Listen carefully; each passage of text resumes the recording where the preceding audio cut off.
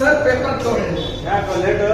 Sir cycle puncture ಆಗಿದೆ, ಸ್ವಲ್ಪ ಮೈಗೂ ಹುಷಾರಿದ್ದಿತ್ತಿಲ್ಲ sir, ಅದಕ್ಕಾಗಿ ಸ್ವಲ್ಪ ಲೇಟ್ ಆಯ್ತು.